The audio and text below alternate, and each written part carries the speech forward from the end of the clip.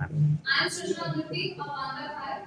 Today, I speak about a topic that forms the very heart of our democracy, the role of Supreme Court in protecting the rights of citizens. You know, in India, we have a Supreme Court that was like the ultimate referee of our democracy. Except, unlike the cricket, you can't challenge this decision to the DRS or argue with the third empire. Because once the Supreme Court delivers its verdict, even the most powerful leaders have to say fair enough, we accept it. And that, my friends, is the beauty of living in a democracy where no one, absolutely no one, is above the constitution. The Supreme Court is not just a building in Delhi with white pillars and 17 courtrooms. It is the guardian angel of our constitution, watchdog of our democracy, and the last hope of common citizens. For many Indians, saying I'll go to Supreme Court is like saying I'll call my mom. Immediately everyone silence out. Because the Supreme Court holds that mighty and constitutional power which cannot be ignored.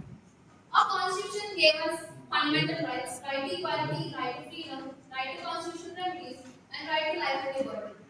These are not just fancy words written on text. These are the promises made for every citizen of India.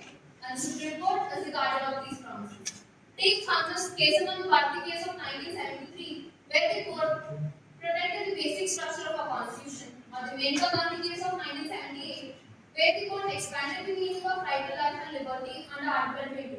These judgments show that Supreme Court doesn't just treat rights as narrow legal terms, but as living, breathing values that evolve and survive. Now let me ask you a question. How many of you here have used Article 21 today? All of you. Because you're alive, breathing, and hopefully not asleep during a speech. Governments hold enormous power. Parliament make laws, execute and enforce them, and together they influence the lives of 1.4 billion people. But power without checks is dangerous. That's where the Supreme Court steps in. It's like that one strict teacher we all had in school who always reminded us rules are rules, no excuses. Similarly, when governments go too far, when laws threaten citizens' rights, the Constitution steps in and says, stop it, this is unconstitutional. Think of democracy as a family. Governments are like parents who are bossy and powerful.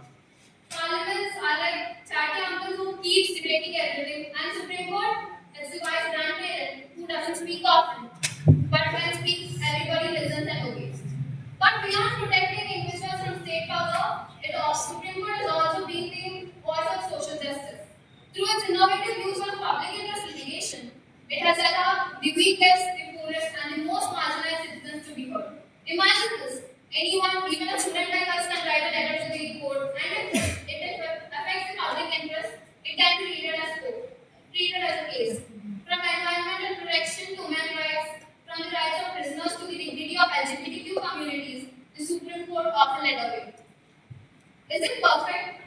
No, sometimes it is slow and sometimes it is criticized. But its contribution in protecting the citizens' rights is undeniable.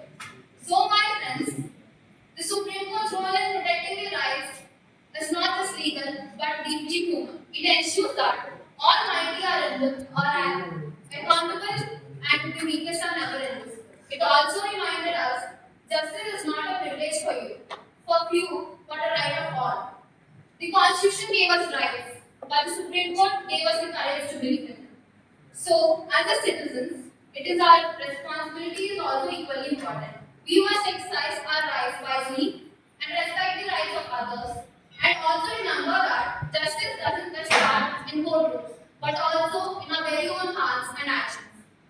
Because at the end of the day, superheroes may wear capes, but in India, our true guardian wear a simple black robe.